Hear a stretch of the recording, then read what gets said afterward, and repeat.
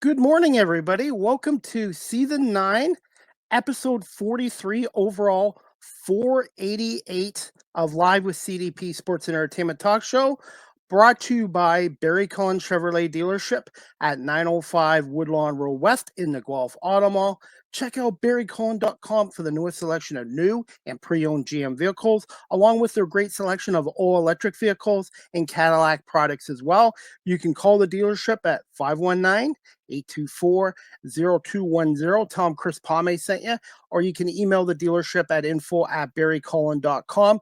Barry Cullen Chevrolet Dealership has been family run and operated here in the city of Guelph since 1969, and I've been a proud customer of Barry Cullen Chevrolet since 2000, and they've been a part of Live with CDP Sports and Entertainment Talk Show since 2022 as well. Live with CDP Sports and Entertainment Talk Show is also brought to you by Wellington Brewery at 950 Woodlawn Road West in Guelph, Ontario. Check out their website, wellingtonbrewery.ca. Try a Welly on, and please remember to drink responsibly. Wellington Brewery is also celebrating their 40th year in 2025. They are Canada's oldest local craft brewery as well. I hope everyone's doing well on this Thursday, January 23rd, 2025 already. And we had some bitter temperatures in the 30s here, but it's now warmed up. It's now a balmy -10. And I'm excited to have our guest on tonight. I believe this is her fourth time on Live with CDP Sports and Entertainment Talk Show. And her name is Christine Lisi. She is a journalist and sportscaster in Hartford, Connecticut with ESPN Radio as an anchor. And we're going to bring her on and talk a little bit about her favorite team, the Buffalo Bills, and break down the Bills' win over Baltimore and preview the AFC Championship game against Kansas City, as well as the NFC Championship game with Philadelphia and Washington. I almost said Baltimore for some reason. Good morning, Christine. How are you? Good morning, Chris. I'm good. How are you?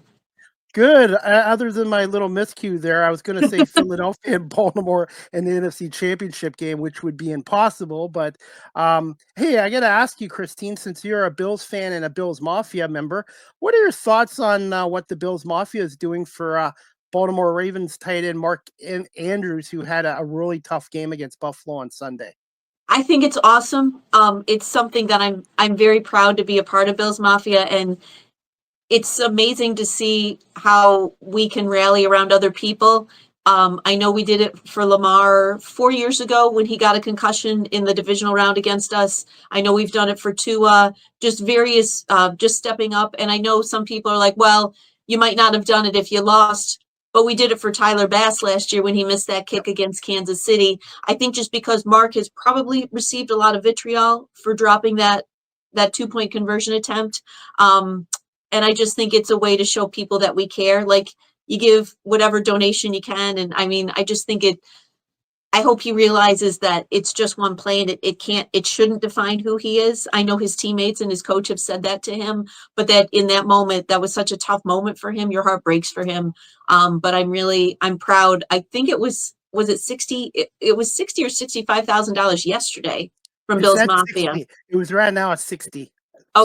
Okay, because that was the last I saw, and it was nice to see that. I saw somebody say, hey, Del Reed, who's in charge of 26 shirts, hey, Del, does Mark, and he kind of rallies the Mafia, is there anything we can do for Mark? And then I saw the update of the Diabetes Foundation that Mark has, which affects a lot of people, and yes. I think that's great. And unfortunately, sometimes these athletes get hate and death threats from some of the fans. But I would say, Christine, on whole, majority of fans are compassionate. The majority, obviously, there's going to be some bad apples, but sure. Hey, Mark Andrews is still a great player, and they're all human beings. They make mistakes. Yep. Nobody's perfect, and I'm sure nobody felt worse than him as a professional athlete. Oh, sure. Like that, it's heartbreaking because as a Bills fan, it's happened to us various times, and this time it happened to somebody else. So he'll be great again, right? Like it's like you say, that one moment, it shouldn't define his career, and it won't.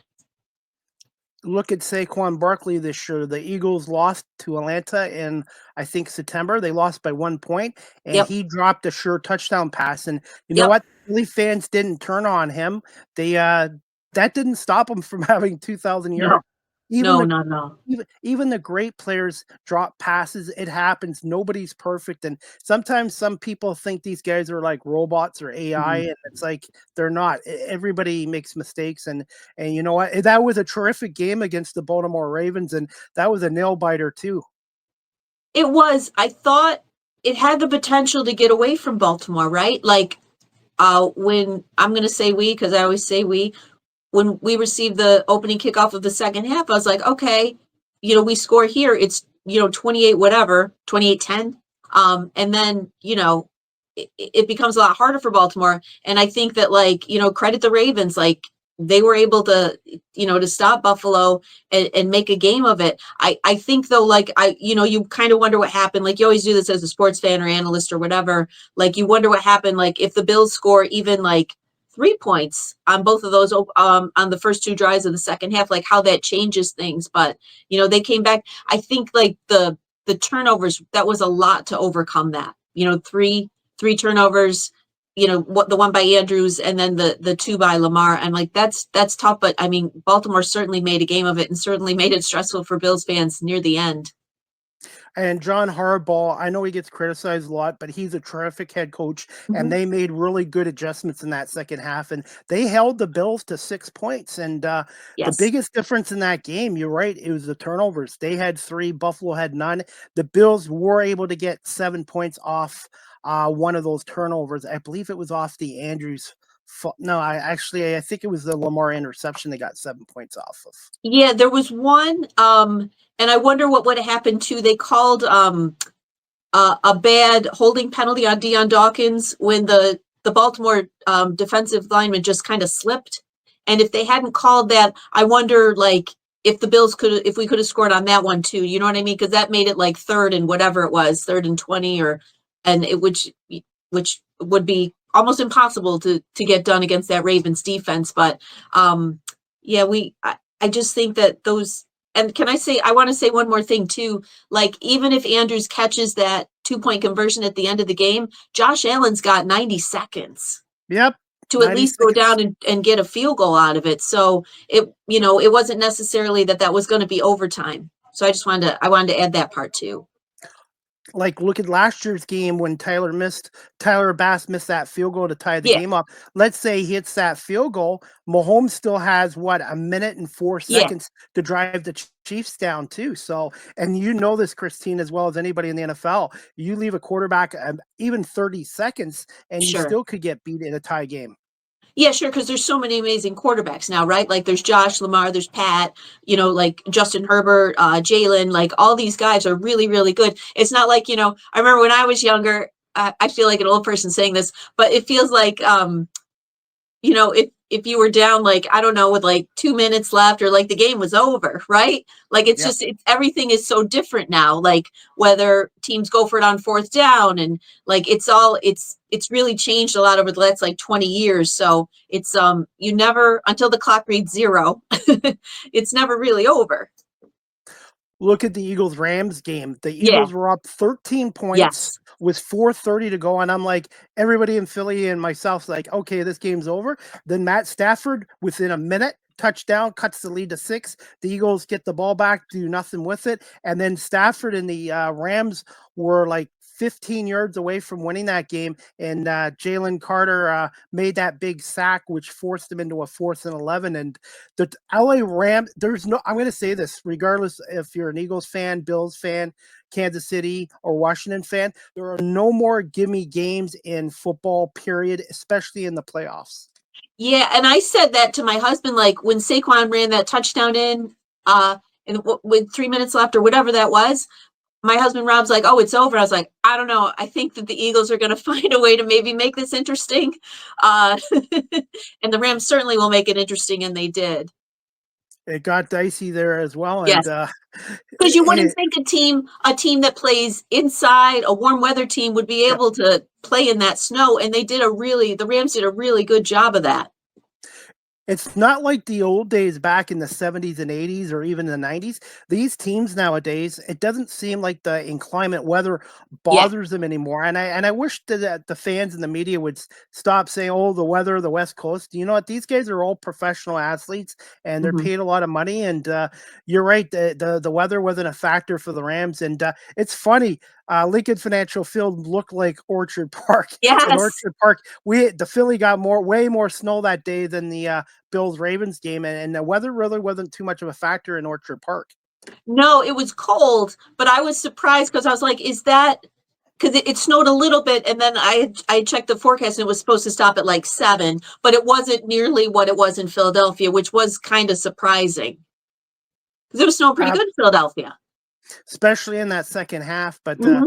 like I said, these playoff games, Christine, whether you're a fan of these one of these four teams, I think it's going to come down. I think these both these games this weekend are going to come down who has the ball last and who executes the best. And clean football is huge. The Eagles had no turnovers. The Rams had three. And it seems like all these playoff games are basically decided on turnovers. Oh yeah, for sure. Like I think what did they say the final four teams like a clean game in their last game, and that really is the key because like turnovers will kill you in the regular season, and then at this point everybody's good. Not everybody's really good. So I mean, they'll make you for the most part they'll make you pay even if it's with a field goal. That could be the difference like at the end of the game.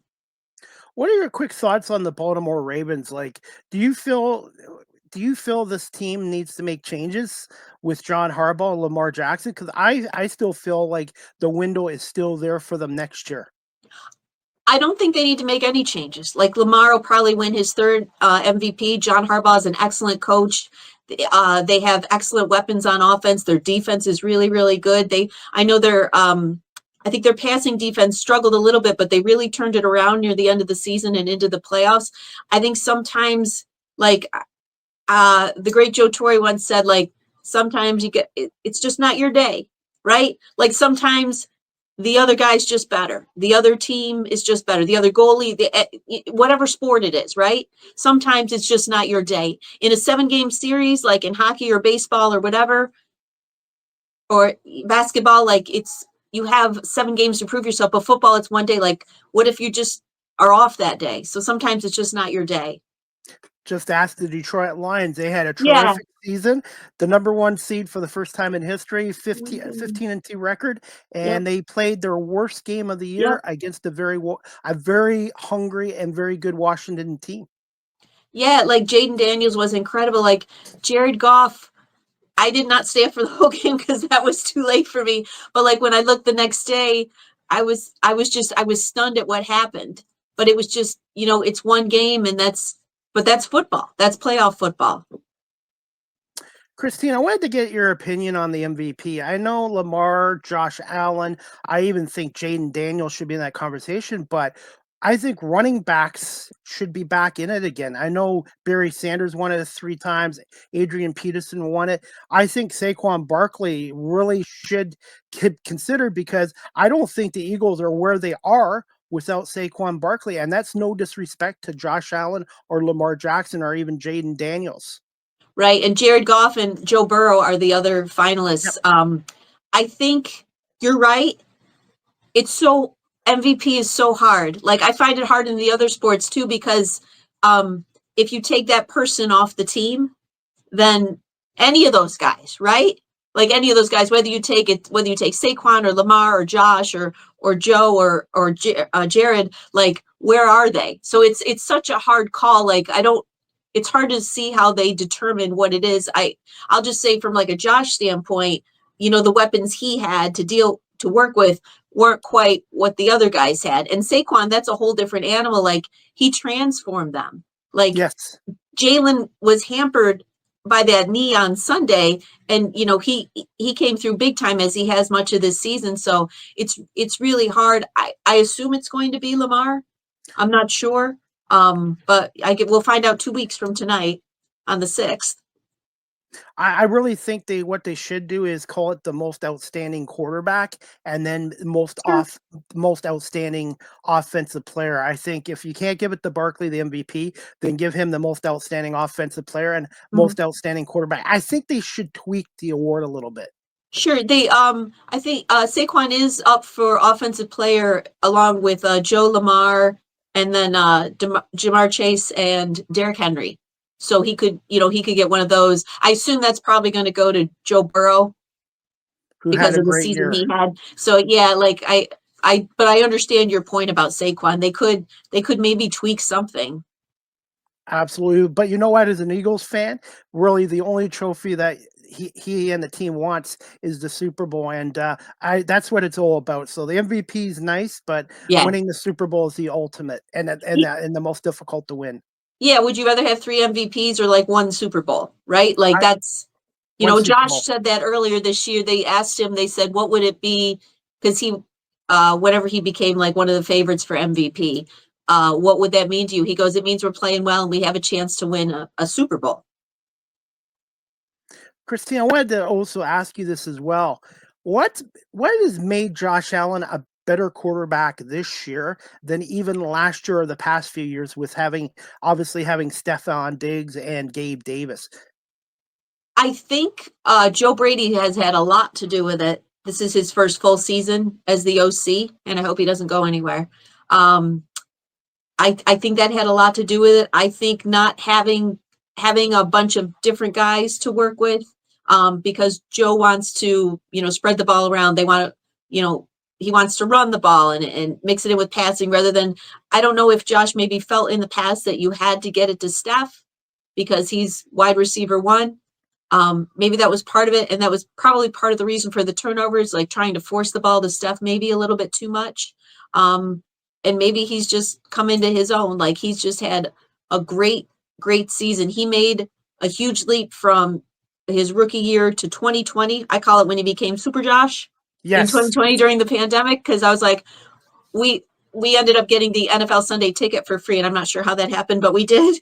And I remember watching every week. I'm like, oh my God, we got our guy. And then like this year, he's taken it to another level because of the lack of interceptions. I don't know if it. I don't think he threw an interception till the Seahawks game, and those 2 interceptions were actually kind of on the receivers. Um, but he's just like he's had such a great season. I think some of it's Josh, some of it's Joe Brady, and then I just think that like it just works. I remember at the beginning of the season, I always watch all the videos after the games, and it was a game that we won close, and probably because of our defense. And Josh is like, "Hey D, we're gonna get there. We're gonna figure this out." And Thurman Thomas had said, like I saw an interview with him. He said the offense is this close to getting there, and Thurman was right because the offense figured it out, and we're in the final four. And look at the weapons they have too. And I wanted to ask you this too, Christine. What are your thoughts on running back James Cook, Ray Davis, and Ty Johnson? I love those guys. Like James Cook has really come into his own this year too. Like he just seemed to come in determined to have a great year, and he's had a really great year. Should have been a Pro Bowler. We should have had more than just 2 Pro Bowlers and more than Yep. one second All Pro, but whatever that is. Um, Ray Davis has come in, and like what a story he's been from his past to get to here. And Ty Johnson, Josh calls him the best third down back in the league, and he really comes through. Like it is amazing to see him how the contributions have come to the on the team from the running game like that. I just like those guys are just such an amazing big part of the team. I still see in my head Ty on that last run just sliding just so we Yes. could run out the clock. Like I just have like he's been so huge, and the one of the touchdowns in the wild card game, like at the end, like how did he catch that right against the Broncos? It's just it's nice to be able to mix it up because then people can't just concentrate on defending the pass. Like you have to watch the run too. I'm old school, and I've been saying this for years.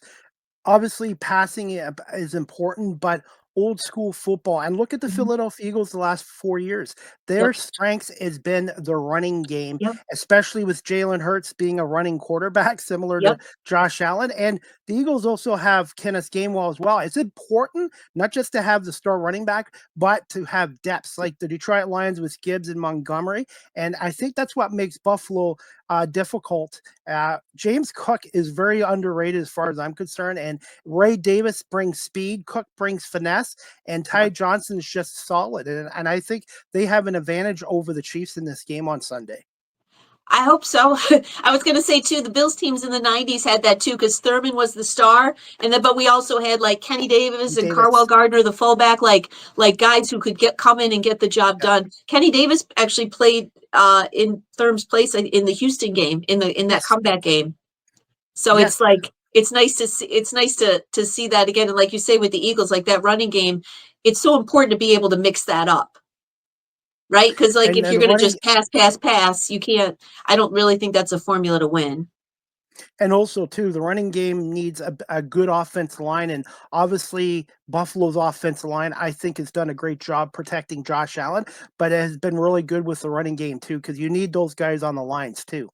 Yeah, yeah, and I like to watch Mac Hollins out there getting his blocks done. Like I love to watch like how everybody's willing to do whatever it takes. Like you might not get all your touches or all your targets, but like you're willing to do whatever it is because all that matters at the end is a win. What is the difference between Mac Hollins now than when he was a Philadelphia Eagles? He just seems like he's, I guess, matured, but he's. I didn't when the Bills picked him up. I'm like, okay, the Eagles had him, but he seems to fit in well with Bills Mafia. Yeah, he does. Like I enjoy all the stuff like Fred Flintstone or dressing like the beach, the bare feet. I'm always cold, so I can't understand how he walks around in bare feet. But I know that Coach McDermott has like kind of embraced this, let everybody be themselves. And I'm not saying other teams didn't do that with Mac. I don't know, but like I think maybe that's part of it for him. Like he can just be himself and like he does this other funny thing on Instagram. Like it was like home tips for October and like how to change your filter in your furnace and like you're like all these neat things that like kind of connected him with fans. And sometimes you just have to be the right you have to get to the right situation, whether it's like a free agent or where you're drafted. Like I know, I had heard in the past like, oh, these teams passed on Josh Allen, like, but I'm like, you might not have been a good fit for him, right? Like he came to the place that he was supposed to go. I mean, that's kind of how I look at it too. Like, because you can see somebody go to another situation. Like I've seen a lot of former Sabres go on and win Stanley Cups with other teams. And then I hear Sabres fans grumble. I'm like, he went to a situation that worked for him. Like he was a piece for them, right? Like you're a hockey fan, Yes. like Yeah. I just think sometimes with guys, like you have to go to the right situation and then it works. Like Giants fans, well, Saquon, he wasn't going to do that with you guys. And I don't No. mean to be disrespectful, but like he went to a situation that was ready made for him in Philadelphia. Absolutely, and I know the Red Wings brought in a Vladimir Tarasenko from Florida to score 25, 30 goals, and he is not fit in with Detroit. He struggled, and just because you come into another organization doesn't always mean you're going to be successful. So it has to be the right fit, and I agree with you there, Christine. Just like with Saquon Barkley, it was the right fit for the right city at the right time. Yeah. And I just like sometimes that's just how it works. Hey, Christine, before we let you go in a few minutes, what are your thoughts on the Bills receivers with Shakir, Coleman, Knox, Kincaid, and even Curtis Samuel? They've been using him a little more in this offense too, the former Washington Commander. I gotta say, I love Khalil. Like I remember thinking last year in that Steelers wild card game, that touchdown where he didn't touch the ground. I'm like, this is one of the most next to the Josh run, that long touchdown run, that Khalil thing, that Khalil touchdown where he didn't touch the ground, he just kept going. That was amazing. And I remember thinking to myself, because I was here working, because the game got postponed because of the snowstorm. And I remember thinking, that kid's gonna be outstanding. And he has been so good. Like his yards after the catch and what he's able to do with the ball. I'm amazed at that. Like Curtis Samuel, I know there was some grumbling about him earlier, but he's come up when we've needed him. Dalton and Dawson, they've had a nice year. You'd like to see a little bit more out of them. Mac Hollins comes up with big catches. I like the group. You going into the season, Chris, you heard a lot of grumblings like, oh, well, he's got nobody to throw with. What are they going to do? They're going to finish third in the division. And it's worked so far. Shakir, I'm going to say this. He reminds me a little bit of Julian Edelman and Wes Mm-hmm. Walker. He's got Yep. good speed, good Yep. hands, but his football IQ makes him dangerous. And I think Shakir is going to have a big game against Kansas City on Sunday. A little Cole Beasley too, right? Yes. Because he had his first year with us, especially, it was like, oh my goodness, like how did Dallas let him get away? I remember thinking that. But yeah, like I think I really like him, and I think he's going to be like one of the true, like he's such a key piece, and I hope he has a big game on Sunday. It won't be easy against that defense. Spags' defense is unbelievable. Josh once said two of the toughest defenses he faces were Spags and then Rob Saleh when he was with the Jets.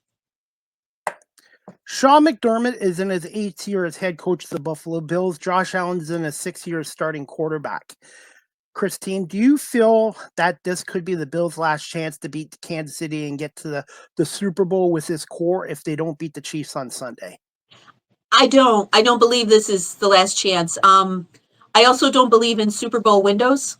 I think that's a myth because Peyton Manning's window probably should have been closed because we kind of frame it in quarterbacks, right? Like John Elway won 2 at the end of his career.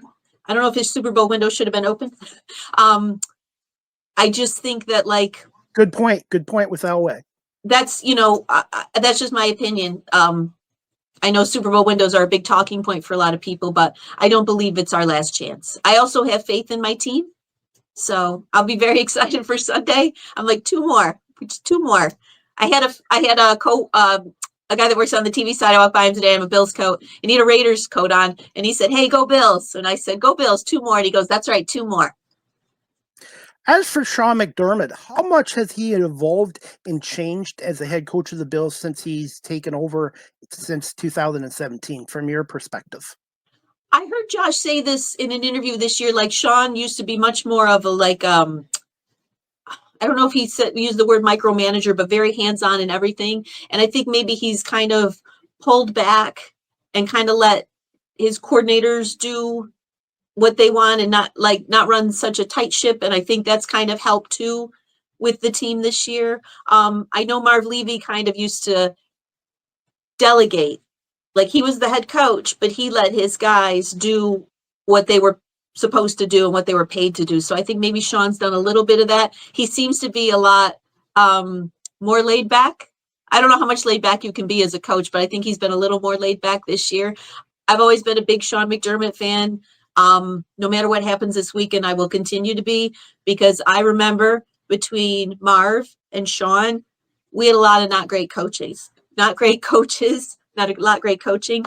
And that's the same too, like between Jim, Kelly, and Josh, like we had not a lot of great quarterback play either. So I relish what we have right now.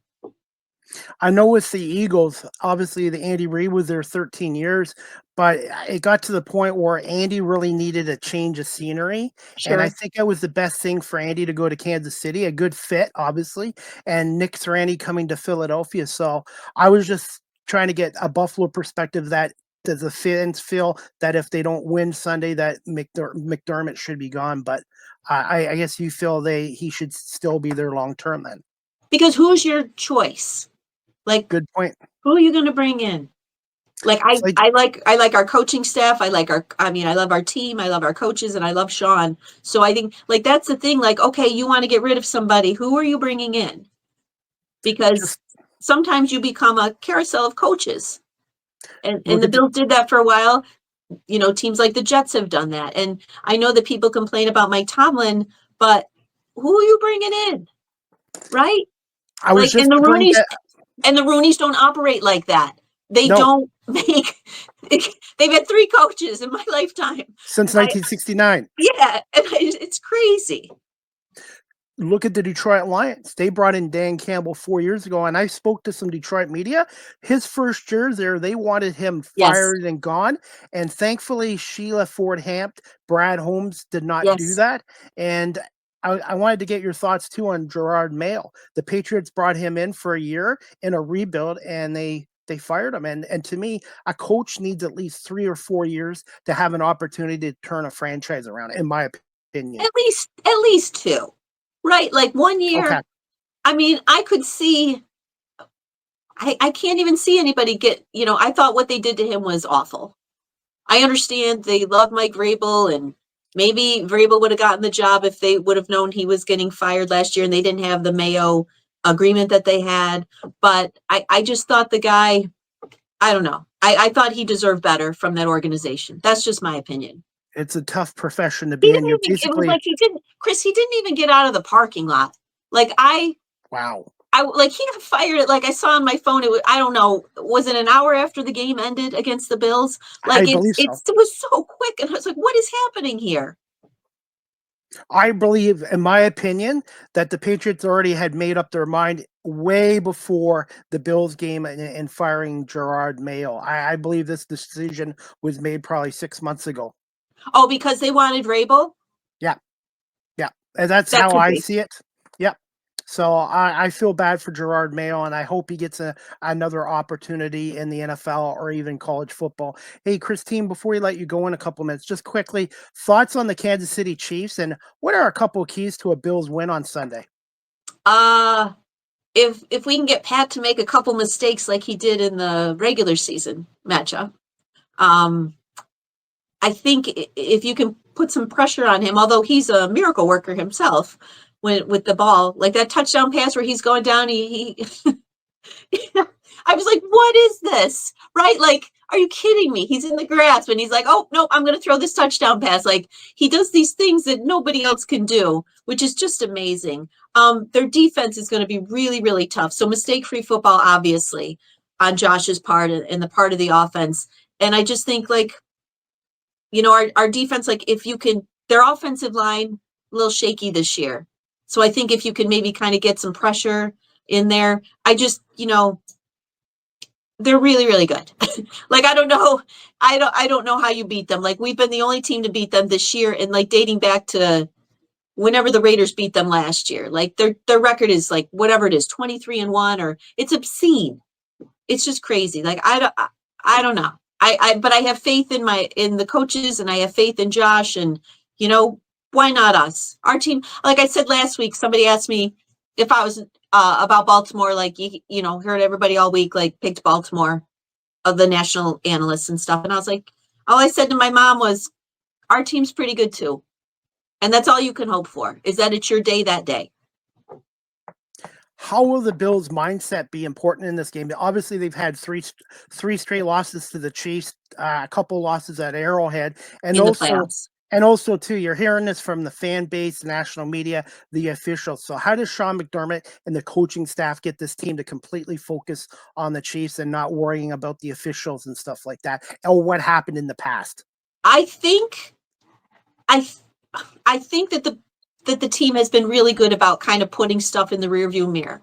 Like you take that game and whatever game it is, and you learn from it and you move forward. Like I remember asking Khalil Shakir when I talked to him for one of our games for ESPN Radio. I said, "It's Chiefs Week. Everybody's excited," and he said that they don't look at it that way. It's a game, and your opponent's different, but your preparations stay the same. So I really think that's how I think the officiating and all that stuff, that's for the fans and that's for like the analysts and stuff. And like, I don't think that I don't believe there's some great conspiracy for the Kansas City Chiefs.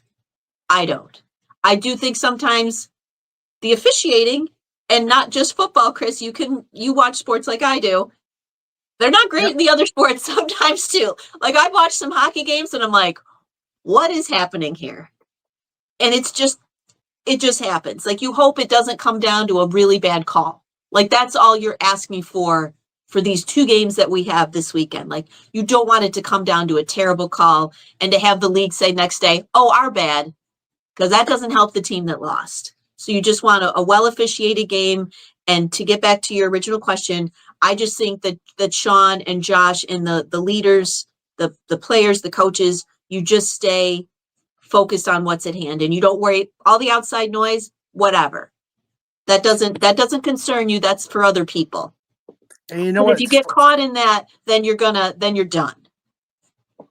It's funny how when the Patriots were at the end of their dynasty, they were the villains and the Chiefs were the good guys. Yeah. And now the Patriots are out of the picture. The Chiefs are the villains. And it's funny, too. They talked about it on WGR yesterday, Schoaf and the Bulldog with Alex Gold from Kansas City, how the Chiefs have gone from the good guys to the villain.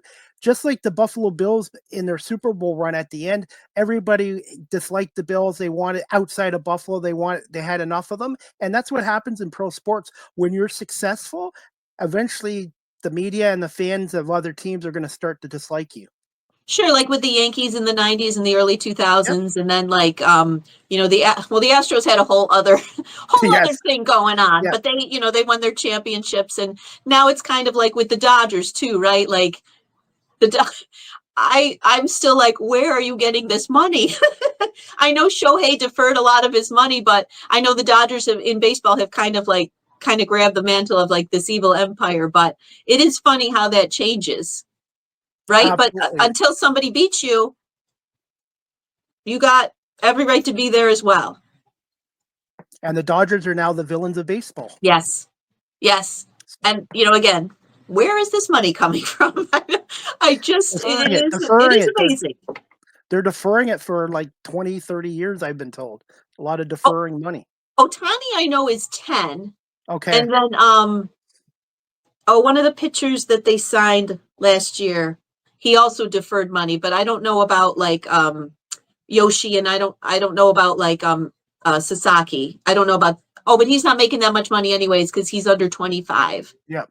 So that's how they're doing it. But I was like, man, like that deferred money, like nobody else is willing to do that. I didn't even know you could do that.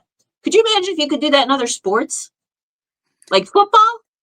Eventually it's going to happen at some point. I think they do with the signing bonuses. They give the guys the money. You can get around stuff in football, but I don't know about to like that extent. But yeah. And you can redo contracts. That's a way above my pay grade for like knowing how all that works. But you can redo contracts and restructure stuff. And I know Von Miller last year, he actually did his contract, so he took like less money, but then there's the incentives. I know you can do like a lot of stuff like that, but the way the Dodgers do it, that blew me away. I'm actually working on getting a player agent on to talk about this stuff because this is a subject that I could talk to an agent about for an hour or two. Oh, sure, for sure. And finally, Christina, what are your thoughts on the NFC East and the NFC Championship game between Washington and Philadelphia for their first playoff meeting since 1991? And it's only the second ever playoff meeting between these two teams. That's crazy. But the Commanders were so bad for 20 years under Dan Snyder's ownership, right? So I guess that explains part of it. My first thought when that was going to be the matchup, I was like, what do Giants fans and what do Cowboys fans think about this? Right? Because I know for me, like if it was like, the Dolphins and the Patriots or, something like that, I'm like, good Lord, what do you do? Wow, Jaden Daniels is good. Like, He's special.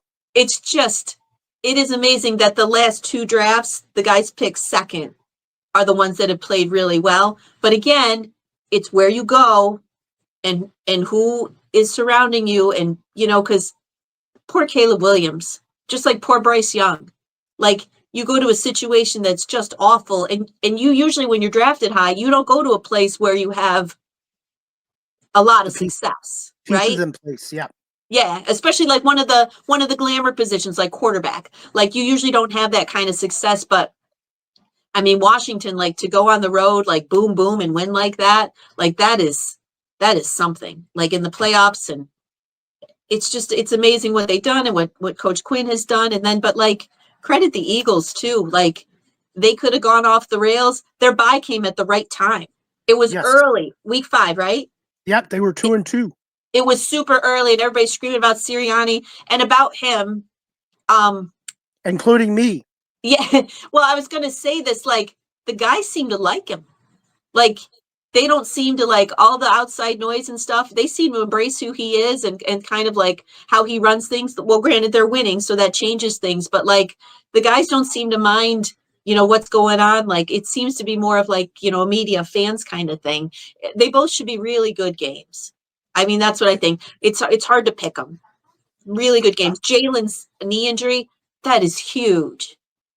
That is huge because like him being able to move and run and like that's such a big part of their offense. And I know Saquon is Saquon, but like that seems just big to me.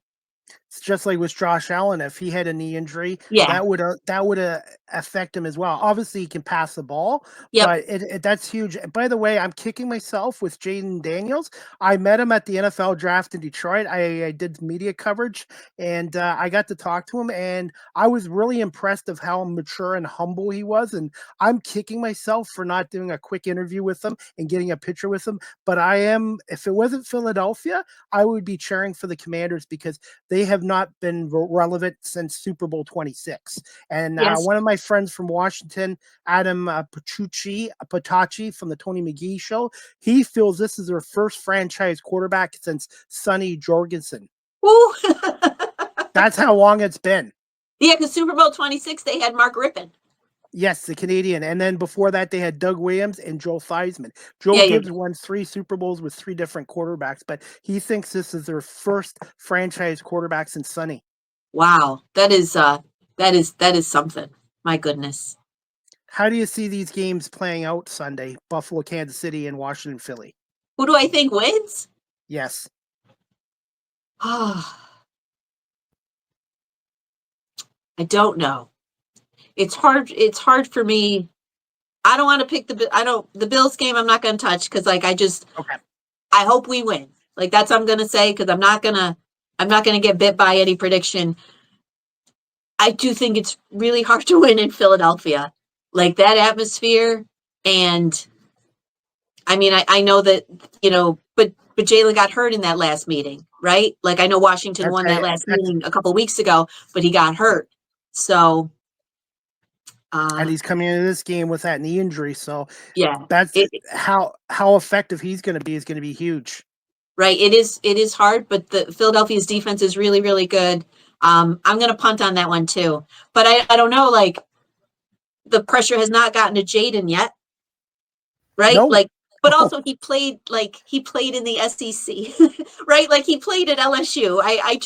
He played at Arizona State. Like he played at schools where like you have hundreds of thousands of fans screaming at you.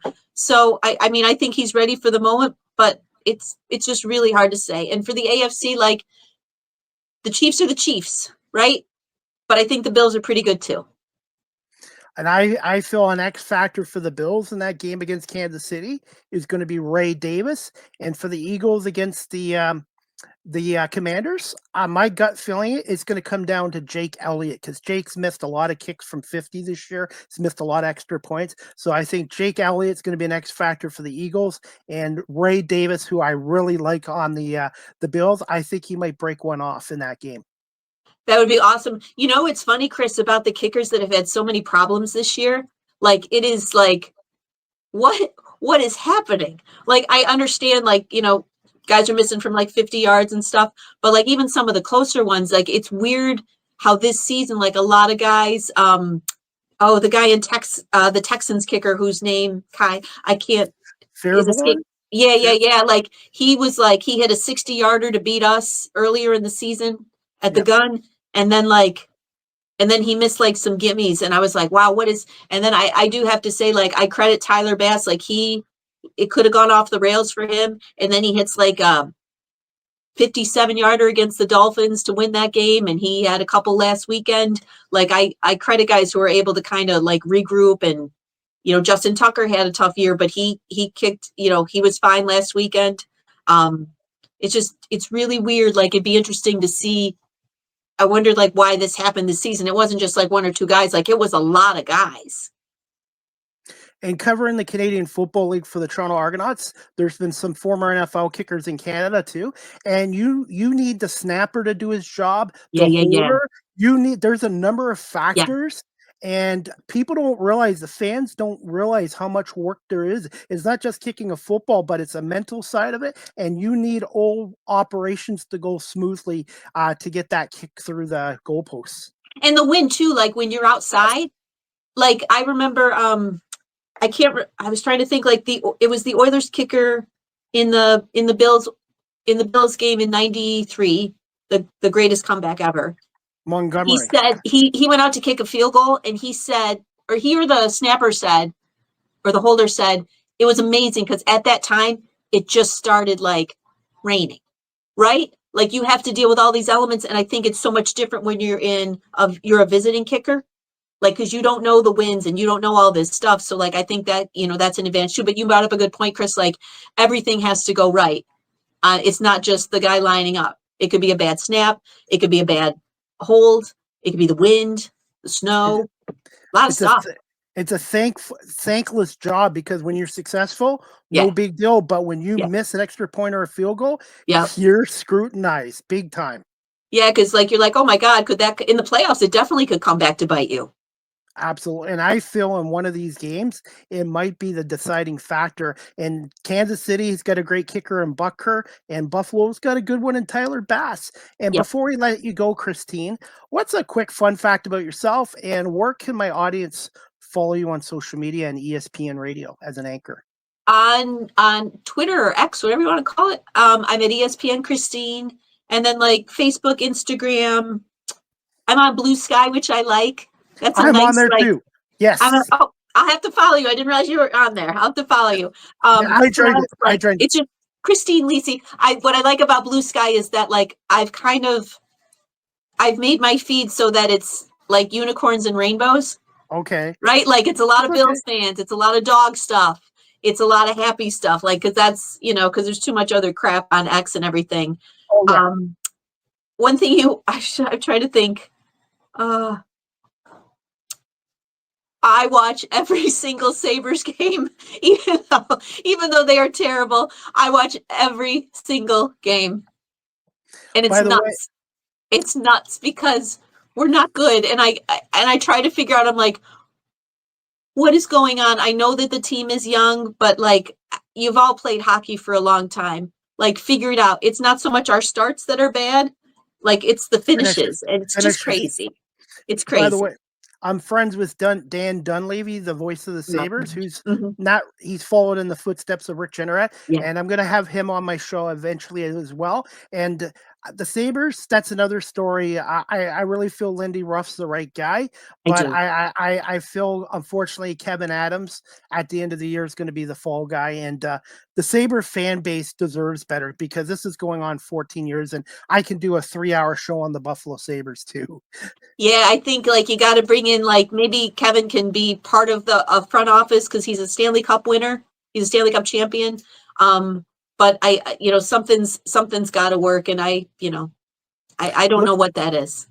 look at the Buffalo Bills the Yeah, last 8 years, and look yeah, at the Buffalo Bandits, the National yeah. Lacrosse League. Oh, for They sure. are they are run the right way, and the Sabres, they need, if they could start winning, they would be as popular as the Bandits and the Bills, if they, because Buffalo, you know this, Christine, they're a great sports town, and they're passionate, and 14 years is kind of like what the Bills went through with their 17-year drought. Hopefully they don't match that. Yeah, and I got to say something about the Bandits. I don't know anything about lacrosse, but those games are It's fun to watch. Like I'm like I don't know absolutely. what's happening. I don't understand anything about it. But I mean, I watched the finals last year. I watched one of the matchups at my mom's house when I went to visit her, and I was like, no idea what's going on, but this is awesome. It was just Look, fun. I just picked up lacrosse 3 years ago from my guests, Uh and then huh. the Bandits invited me down as media, and I'm hooked on it because it's a combination of hockey, basketball, and football. I And love that. The Bandits sell out 19,000 Yeah, at Banditland, and yeah. their fans are loud as any sports team's fan. I'm hoping, Christine, one day you and your husband will able to get down to a Bandits game. Trust me, you will love it. It's a great atmosphere. It looks awesome. Like it looks like I said. I don't know what's going on, but it looks like a blast. It is. And before we wrap this up, Christine, for the big game Sunday, what kind of baked goods do you have? I actually don't bake until the victory is done. Okay. And I also get so nervous I don't eat. So my husband will be on his own for dinner. All right. Well, you know what? I think my blood pressure is going to go up Sunday because these games, they're like stressful as a fan. I So, wish the games were earlier. Like when I was in college, they were at 1 and 4.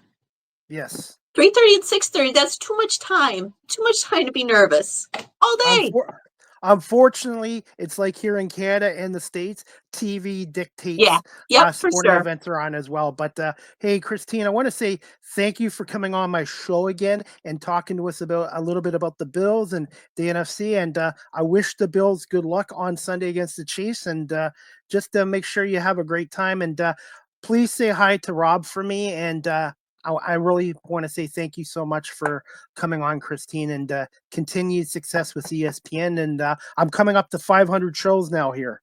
That is awesome. Keep up the good work on your show. I'm very proud of you, my friend, for what you've done. And you do a nice job. I catch all your episodes. So thank you very much for having me on. Good luck to your Eagles and go Bills.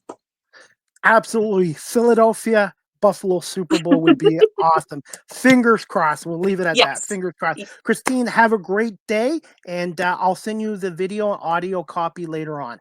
Thanks, Chris. Bye-bye. Thanks, Christine. All right, guys, that wraps up season 9, episode 43, overall 483 of Live with CDP Sports Entertainment Talk Show, brought to you by Barry Cullen Chevrolet and Wellington Brewery here in Guelph. Speaking of Barry Cullen Chevrolet, I've got a little video here, courtesy of Barry Cullen Chevrolet, and it's about one of their new products, the Cadillac Lyric, the 2024 Cadillac Lyric. Get that gasoline out of here.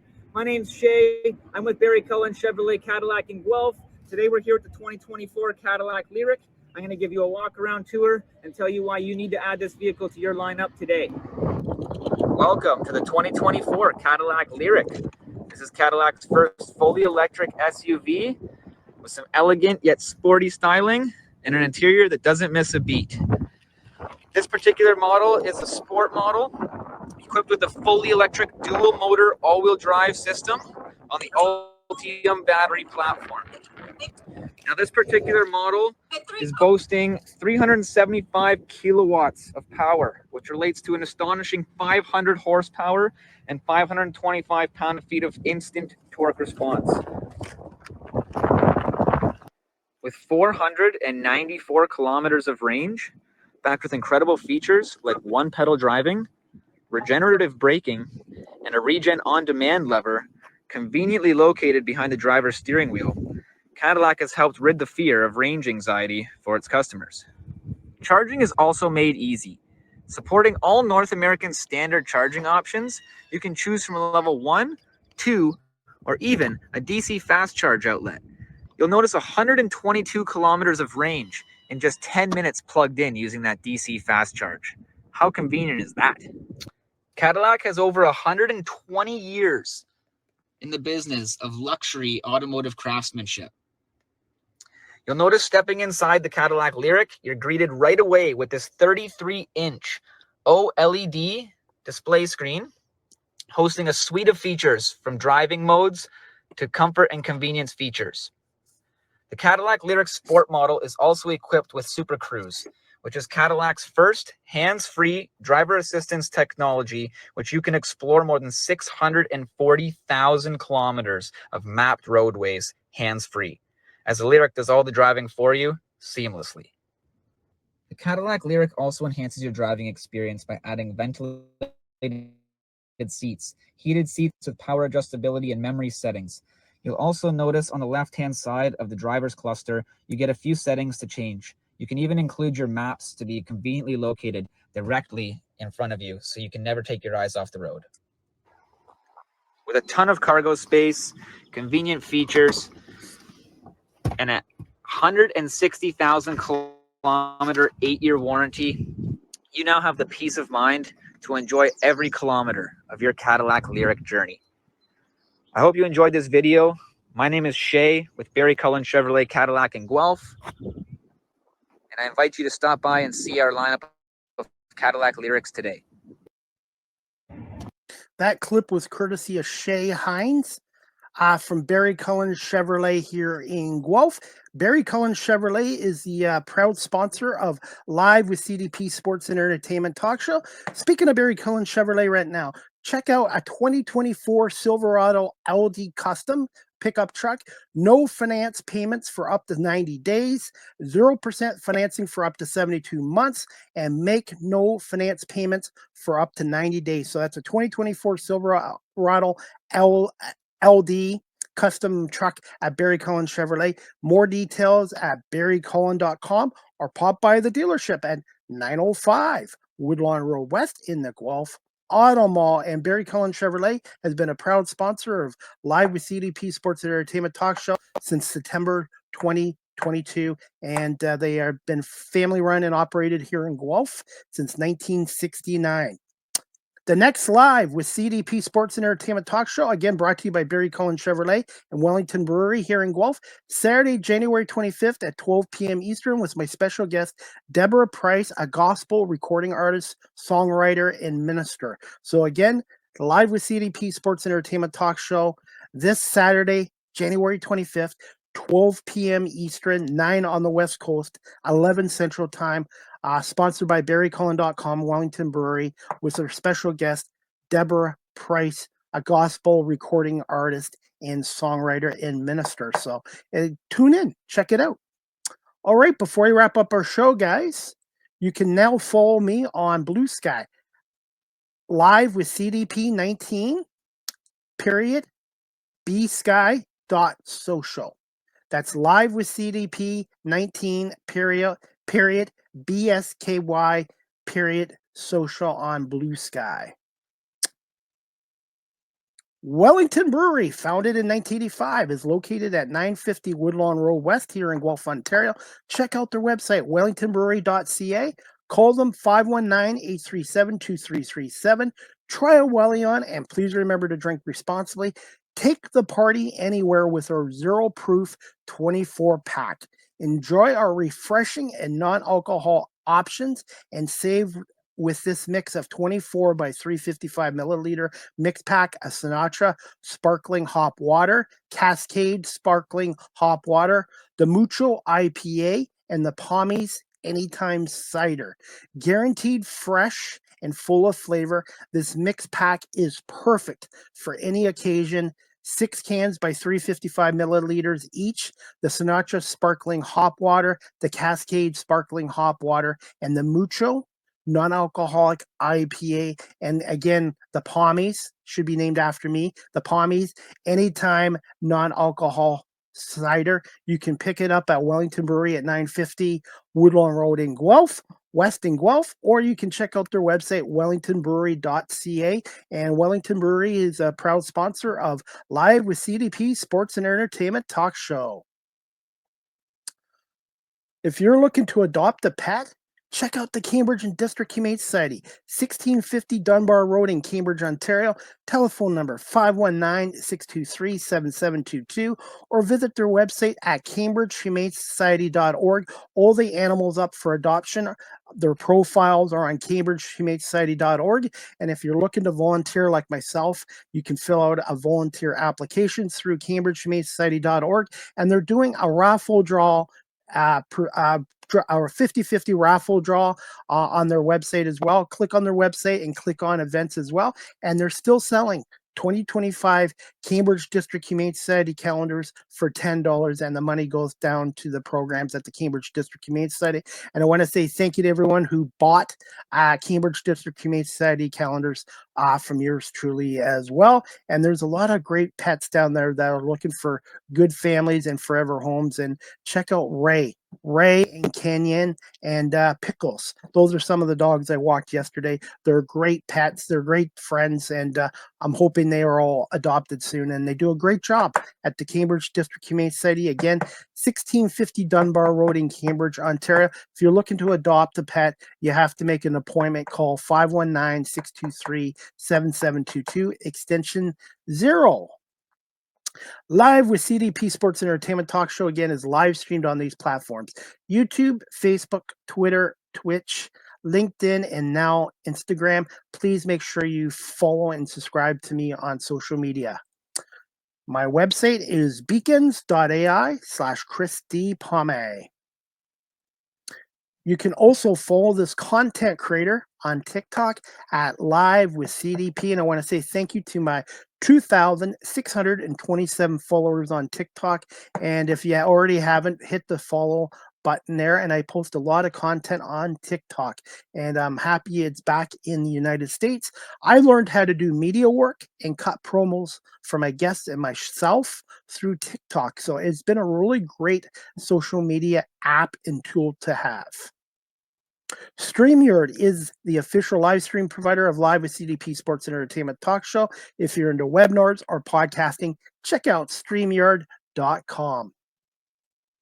Live with CDP Sports and Entertainment Talk Show, the audio versions on these platforms: iHeartRadio, Amazon Music, Spotify for podcasts, Apple Podcasts, Breaker, Pocket Casts, Spotify, Castbox, LinkedIn, Pandora, Tuned In, YouTube Music, and Good Pods. And make sure you follow me and hit subscribe as well. And Live with CDP Sports and Entertainment Talk Show is on Stream Punk Entertainment. That's Stream Punk Entertainment I am on. And I want to say thank you to Scott Churchson for having me on his talk show network. So check out Stream Punk Entertainment when you get a chance. Finally, you can email the show at cpomay19@gmail.com. Also, guys, if you're looking for a cameo, I am on Cameo. If you want a personalized video, if you'd like a personalized video from yours truly, Chris Pomay, cameo.com, and type in Chris Pomay and make sure you book your cameo today.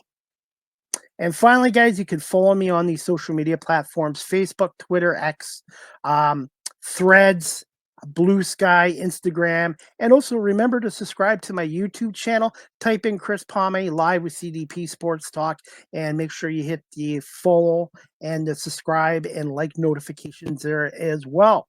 And that's about it, guys. I want to say thank you again to my guest today, Christine Lisi from ESPN Radio. She's an anchor there. She is a huge sports fan and a fan of the Buffalo Bills. So thank you to Christine Lisi from ESPN Radio for coming on. And my next show is Saturday, January 25th at 12 p.m. with my special guest, Deborah Price, a gospel recording artist and songwriter as well. And also, guys, check out my last Small Talk podcast show from the other night with Marlene Sharp and myself and our guest, and Annika Heimel. She's a filmmaker, and we spoke a little bit about her career as a filmmaker, storyteller, producer, director, but we also talked about the devastation of the LA fires. So my prayers and thoughts to those affected in LA right now with the fires. And if you are able to help out online, the best way to do it, from what I see, is the American Red Cross AmericanRedCross.org if you'd like to help out those affected by the forest fires out in Los Angeles. And that's about it, guys. We've got the NFC and the AFC Championship game this weekend, Sunday, January 26th. It's going to be the Washington Commanders and Eagles at Lincoln Financial Field, 3 o'clock kickoff there on Fox with Kevin Burkhardt, Tom Brady, and Aaron Andrews. And then 6:30, the Chiefs, Bills from Arrowhead, Jim Nantz, Tony Romo, and Tracy Wolfson as well. I am predicting Philadelphia to win in a very close game, and I'm predicting Buffalo to upset Kansas City. So Super Bowl 59, I'm predicting Philadelphia versus Buffalo Super Bowl. But anyways, guys, again, thank you to Christine Lisi for coming on from ESPN Radio, and thank you everyone watching this live streamed and on my audio platforms, and hope everybody has a great afternoon, and we'll see you back here for Live with CDP Sports and Entertainment Talk Show, brought to you by Barry Cullen Chevrolet Dealership and Wellington Brewery here in Guelph, Saturday, January 25th, 12 p.m. Eastern, with gospel recording artist Deborah Price. Have a great day, everybody, and thanks again for watching and listening to Live with CDP Sports and Entertainment Talk Show.